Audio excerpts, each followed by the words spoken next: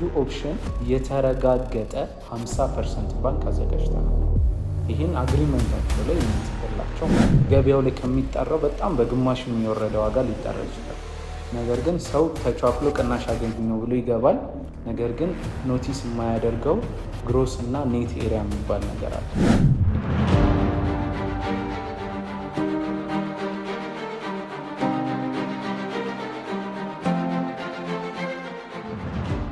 እሺ ሰላም እንደምን አለሽ?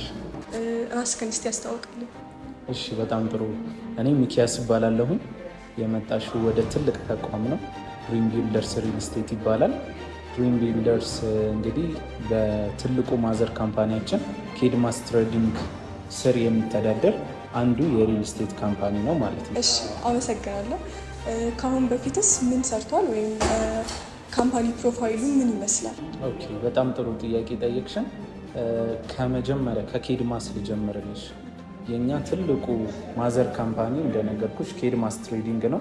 በስሩ 4 ድርጅቶች አሉ። አንደኛው ቴራ ኢንጂነሪንግ ይባላል። ቴራ ኢንጂነሪንግ ለ21 ዓመታት ያክል ኮንስትራክሽን ላይ የሰራ ትልቅ ድርጅት ነው። ሁለተኛው ካምፓኒያችን ደግሞ ዳስ ኢንጂነሪንግ ይባላል። ይህም የኢንጂነሪንግ ሆኖ ኤሌክትሮሜካኒካል ሊፍት እና ጄኔሬተር የሚያስመጣ ድርጅት ነው ማለት ነው። ሶስተኛው ሲስተር ካምፓኒያችን ደግሞ ቴራ አልሙኒየም ይባላል። እዚህ ሀገር ውስጥም ያመርታል፣ ከውጭም ደግሞ ኢምፖርት ያደርጋል ማለት ነው። ሌላ ደግሞ አራተኛ ቡና ኤክስፖርት ላይ ሰርተናል ማለት ነው። ስለዚህ አገር ውስጥም ውጭም ላሉ ቢዝነሶች በደንብ የሰራ ድርጅት ነው። በድምሩ ከ26 ዓመታት ያህል ልምድ አላቸው እያንዳንዱ ድርጅት ማለት ነው። ግን መጨረሻ ላይ የመጣው ይሄ ድሪም ቢልደርስ የሚባለው የሪል ስቴት ተቋማችን ነው ማለት ነው። በዛ ደግሞ ወደ 6 የሚሆኑ ፕሮጀክቶችን ገንብተናል። የመጀመሪያው አያት ክብር ደመና ተብሎ የሚጠራው ሰፈር አካባቢ ማለት ነው። እዛ ላይ ባለ 12 ፎቅ ህንፃ ገንብተን ጨርሰናል። ሙሉ ለሙሉ ድርጅቱ ለኪራይ አገልግሎት ነው የሚጠቀምበት።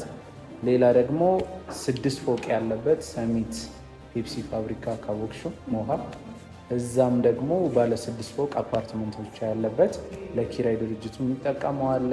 ሌላ ተጨማሪ ደግሞ 2 ፕሮጀክቶች አሉ። ለምሳሌ አሁን ያለንበት ቢሮን ጨምሮ ከእሱ አጠገብ ሌላ ለቢሮ አገልግሎት የምናከራያቸው ቢሮችን እንዴት አየሽ? ፋንሲ ያለ በጣም አሪፍ ነው። በጣም በፍሎር ልክ እንደዚህ አይነት ቢሮዎች ይኖራሉ።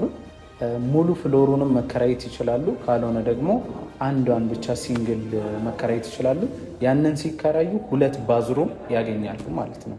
ግን ያው ዋናው የመጣ ነው ኪራዩ ላይ ሳይሆን የቤቱ ጉዳይ ላይ ስለሆነ ድሪም ቢልደርስም በጥራት የሚያስገነባ ድርጅት ነው። ፈርዘር በቆየን ቁጥር ደግሞ ስለ ድሪም ቢልደርስ ሪል ስቴት በደንብ እነግርሻለሁ። በጣም አሪፍ ነው። እንግዲህ በጣም ረጅም ጊዜ ቆይቷል ማለት ነው። በትክክል ብዙ ሰዎች እንግዲህ አዲስ ሪል ስቴቶችን ገዝተው ያልተገነባ ሳያስረክቡ ጠፉ ምናምን ይላሉ፣ ቅሬታዎችን ያነሳሉ። እናንተ ጋር እንግዲህ እንዴት ነው? በምን ያክልስ ጊዜ ታስረክባላችሁ? በጣም በሁለት አይነት ኬዞች እንደዛ ሊፈጠር ይችላል። አሁን ዴሊቨሪ አገሪቱ ላይ እያመሰ ያለው የሪል ስቴትን ቢዝነስ እያወከ ያለው ትልቁ ጥያቄ ዴሊቨሪ ነው። የብዙ ሰዎችም ጥያቄ እሱ ነው። ይሄ በሁለት ምክንያቶች ሊካሄድ ይችላል። ለምሳሌ ድርጅቱ የሚገዙትን ሰዎች ብር እየጠበቀ የሚገነባ ድርጅት ከሆነ እነዛ ሰዎች ካልከፈሉ ግንባታውን ማካሄድ አይችልም። በኋላ ላይ ግንባታ ይዘገያል። በሁለተኛ ደረጃ ደግሞ ድርጅቱ አቅም አለው፣ ሰዎቹም ኮሚትመንት ናቸው ለመክፈል። ነገር ግን ድርጅቱ ለመገንባት ኮሚትመንት ከሌለው አቅም እያለው ብሩን ሰብስቦ ወደ ሌላ አይነት አገልግሎቶች የሚያውለው ከሆነ ያ ይፈጠራል ማለት ነው። እኛ ጋር ይሄ እንዳይፈጠር የማይፈጠርበት ምክንያት ልንገርሽ። አንደኛ ድርጅቱ 10 ቢሊዮን ብር ያህል ለዚህ ፕሮጀክት መድቦ እየሰራ፣ ስለዚህ ሰው ገዛውም አልገዛውም ያው እንደምታዩ ብዙ ሰው እየገዛ ነው። ግን ገዛም አልገዛም ድርጅቱ ይገነባል ማለት ነው። እንደነገርኩሽ ደግሞ 6 ፕሮጀክቶች ኦልሬዲ ለኪራይ አገልግሎት ራሱ ይጠቀምበታል። ማንም ሰው ባይገዛው እንኳን ያንን ፕሮጀክት ይዞ ቢያከራየው ይመርጣል። ምክንያቱም ሎኬሽኑ ሲኤምሲ ላይ ነው ያለው፣ አፍሪካን ኮንቬንሽን ላይ ነው እየተገነባ ያለው። አስቢው፣ እዛ አካባቢ የሚመጡ ተከራዮችን አስቢያቸው። ከትምህርት ቤት አንጻር እንኳን ወደ 6 ኢንተርናሽናል ስኩሎች አሉ። ፊሊፐር ኢንተርናሽናል ስኩል አለ፣ ስኩል ኦፍ ቱሞሮ አለ፣ ካምብሪጅ አለ፣ ሳፋሪ አለ። ሆስፒታል ደግሞ 4 ኢንተርናሽናል ሆስፒታሎች አሉ። አንደኛው ፍቅረ ማርያም አጠቃላይ ሆስፒታል፣ ከኛ ሳይት ጀርባ ደግሞ ICMC ሆስፒታል አለ። ወደ ላይ ከፍ ካልሽ አሜሪካን ሜዲካል ሴንተር የሚባል አለ። ሁለተኛ ደግሞ ሳንታ ሜሪ ሜዲካል ሴንተር አለ። እነዚህ ሁሉ ኢንተርናሽናል ሆስፒታሎች ናቸው ማለት ነው። ስለዚህ ሰው ከኑሮ አንጻር የሚመርጠው ቦታ ነው። ስለዚህ ቢያከራይ ኢቨን ከኛ ፕሮጀክት አንጻር አብዛኞቹ የተሸጡት ባለ 3 መኝታዎቹ ናቸው፣ ትልልቅ ካሬዎቹ። ያ ማለት እዛ አካባቢ ላይ ከፍተኛ የሆነ የኑሮ ፍላጎት አለ ማለት ነው። ሰው ለመኖር የሚመርጠው ቦታ ነው የሚል አሰምሽን ይሰጥሻል ማለት ነው። ምንም አይነት ጥርጥር የላቸውም እያልክ ነው? ምንም አይነት ጥርጥር። ስለዚህ ሰው ባይገዛ እንኳን ድርጅቱ ለኪራይ ያውለውና ይቀጥል 10 ቢሊዮን ብር ለኪራይ መጠቀም ይችላል ማለት ነው። በጣም አሪፍ። ከሌላ ደግሞ ኮሚትመንት ብንዘገይ አይደለ?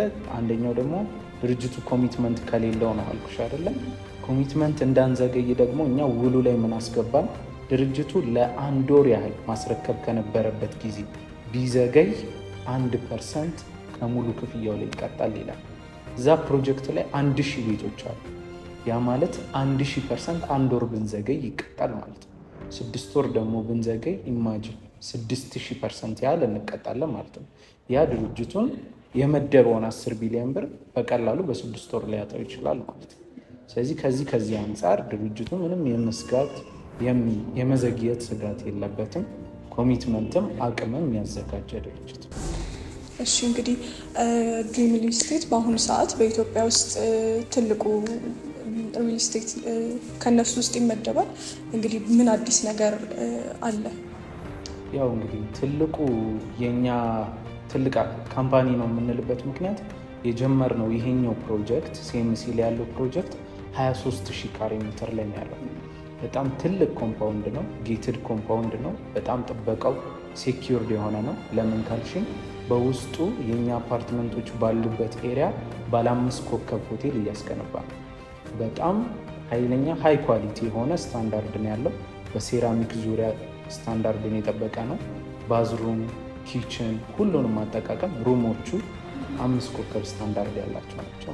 ስለዚህ ይህን ያክል ሴኪሪቲ ያለው አዲስ አሁን ለምሳሌ ሪል ስቴት ላይ አልተለመደም። ባለ 5 ኮከብ በውስጡ ሆቴል ያለው አፓርታማዎች አልተለመደም። ሱቅ ያለው ሊኖር ይችላል ምንም ነገር። እንግዲህ ባለ 5 ኮከብ ሆቴል አለ። ገዢዎች ደግሞ በሱቅ አይረበሹም። ከአንደኛ ፎቅ ጀምሮ እኛ ጋር ቤት አለ።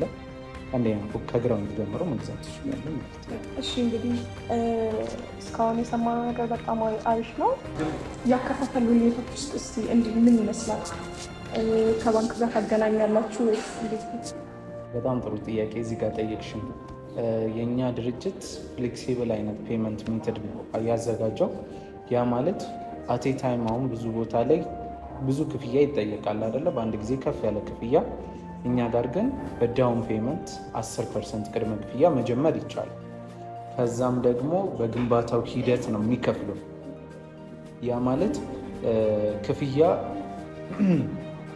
ያ ማለት በግንባታው ሂደት ነው የሚከፍለው ማለት ሪል ስቴት ላይ 3 አይነት አከፋፈል መንገዶች አሉ እንደምታውቂው። አንደኛው ጊዜን መሰረት ያደረገ አከፋፈል ነው።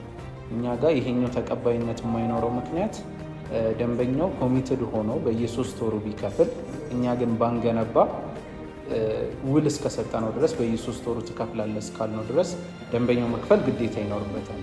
ይሄ ለደንበኛው ላይ መች ይችላል እኛ ባንገነባ። ሁለተኛው ደግሞ ፐርሰንት ቤዝድ ነው።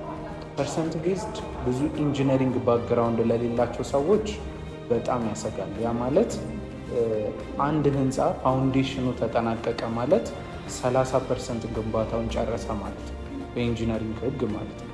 ስለዚህ 30% ሲደርስ ክፍያ ክፈል የሚል ውል ላይ ያስገብተን ከሆነ ፋውንዴሽኑን ብቻ ሳይ 30% ደርሳቸዋል እንደ ይላል። ባክግራውንዱ ለሌለው ሰው ጥያቄ ስለሚፈጠር ይሄ ደግሞ እኛን ይጎዳል። ስለዚህ ምን አደረግን? ፎቁን ተከትሎ የሚሄድ ያከፋፈል ስርዓት ማለት ነው፣ እሱን አዘጋጅተናል ማለት ነው። ስለዚህ ፕሮግረስ ቤዝድ ይባላል። 10% ይከፍላሉ። 3ኛ 8ኛ እያለ ሲደርስ ክፍያ ይከፍላሉ። ከዛ ደግሞ ልዩ ኦፕሽን የተረጋገጠ 50% ባንክ አዘጋጅተናል።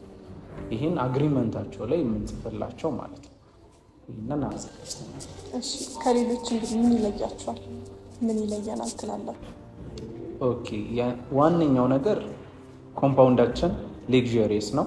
5 ኮከብ ስታንዳርድ ነው። ይህ በጣም ለየት ያደርገናል። ከዛ ለደንበኛው ደግሞ ያከፋፈል ነፃነት መስጠታችን፣ የተረጋገጠ ባንክ ብድር መስጠታችን ይህ የተለየ ያደርገዋል። አሁን በጣም ብዙ ሰዎች እዛ ሲኤምሲ አካባቢ ላይ ስሙ የሚጠራ አንድ ሪል ስቴት አለ። ከዛ እንዳመለጣቸው ብዙ ሰዎች ፊል ያደርጋሉ። ያንን ሁለተኛ ቻንስ ነው እድል እየሰጠን ያለ ነው ማለት ነው። ስለዚህ ያንን እድል ሰው ቢጠቀምበት ይሻላል አድርገዋል። በመጨረሻም ገዢዎች ምን ማየት አለባቸው ወይም ምን ማስተዋል አለባቸው? በጣም ጥሩ ጥያቄ ጠየቅሽን። አሁን ብዙ ሰው የማያስተውለው ነገር በካሬ የተወሰነ ዋጋ ቅናሽ ይባላል። ማለት ገበያው ላይ ከሚጠራው በጣም በግማሽ የሚወረደ ዋጋ ሊጠራ ይችላል። ነገር ግን ሰው ተቻክሎ ቅናሽ አገኘው ብሎ ይገባል። ነገር ግን ኖቲስ የማያደርገው ግሮስ እና ኔት ኤሪያ የሚባል ነገር አለ። ያ ማለት አሁን አፓርትመንት እኛ ጋር አሁን 160 ካሬ ባለ 3 መኝታ አለ። 160 ካሬውን በሩን ስትከፍቺ የምታገኘው አይደለም። ለምሳሌ ኮሪደሩንም መዋኛ ገንዳውንም የልጆች መጫወቻውንም ይጨምራል እኛን ጋር ማለት ነው። ስለዚህ ግሮስ ኤሪያ ይባላል ማለት ነው። ኔት ሲመጣ ላይ ቤቱን ከፍተሽ የምታገኘው የቤቱ ስፋት ይሆናል ማለት ነው። ስለዚህ ብዙ ሰው የማያስተውለው ነገር በካሬ በጣም ቅናሽ ይሆናል። ኔት ኤሪያው ግን በጣም አሁን ለምሳሌ 200 ካሬ ተብሎ 100 ካሬ ቢሆን ቤትሽ ኔት የሚያርፈው 100 ካሬ ሉዝ እያደረግሽ ነው፣ ማትኖሪበትን እየከፈልሽ ነው ማለት ነው። እኛ ጋር ግን ለኮመን ኤሪያ 17% ብቻ ነው የምናነሳው።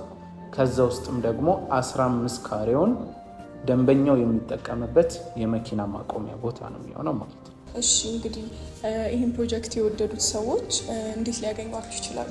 ኦኬ እኛ አሁን ያው እንግዲህ እናንተ ኢንተርቪው አድርጋችሁናል። ስለዚህ በኢንተርቪው ሙሉ ላይ ስልካችንን ከታች ያስቀምጡላቸው።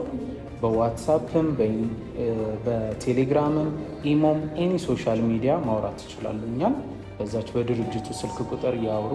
ተስፋዬ ብለው መደወል ይችላሉ። ወይ ድሪም ቢልደርስ ፈልገነው ነው የደወልነው ብለው ማውራት ይችላሉ። እናመሰግናለን።